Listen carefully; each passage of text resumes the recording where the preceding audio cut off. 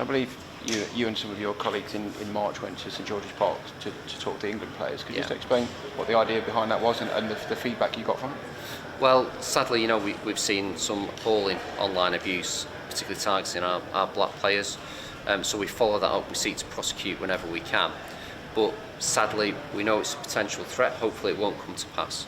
But we wanted to go and speak to the players, give them some advice on how they can protect themselves with their own social media accounts, reassure them that we do take this seriously, but to talk through the process so that if any of them are targeted, they know what the steps are, who to speak to, what will happen, what the options are for prosecution.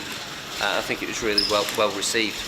Was that something you suggested to them, or did the FA approach you? Was Gareth involved in that conversation? Yeah, it's something we'd discussed with them before. We discussed it with the FA, and it really evolved out the experience we've had before. Sadly, when we've had players targeted, then we've had those conversations with the FA about speaking to the players, and it's really developed from that as an opportunity to get ahead of the game and protect them. And the manager was there. He's always very supportive, as were all the players. So hopefully, it's sad that we have to do it, but I think it's a positive step that we're engaging to try and put people in the best possible place.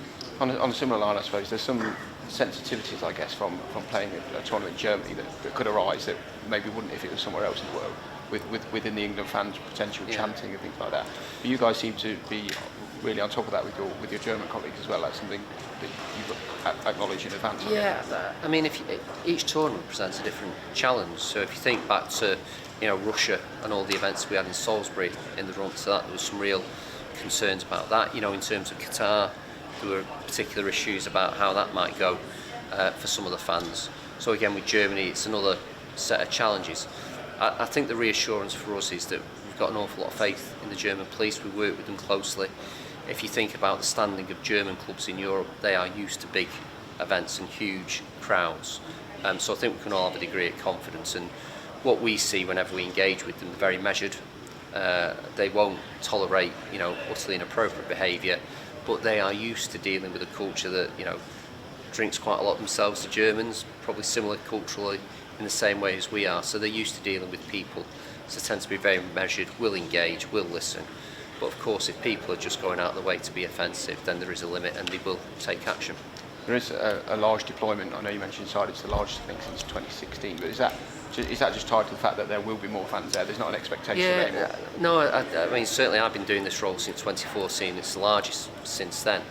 I think it's probably the largest since we were last in Germany in 2006, when the England fans were voted fans of the tournament. So I think it is a reflection that the Germans have been very organised. You go to some tournaments and basically the hosts will give the same delegation size to everyone.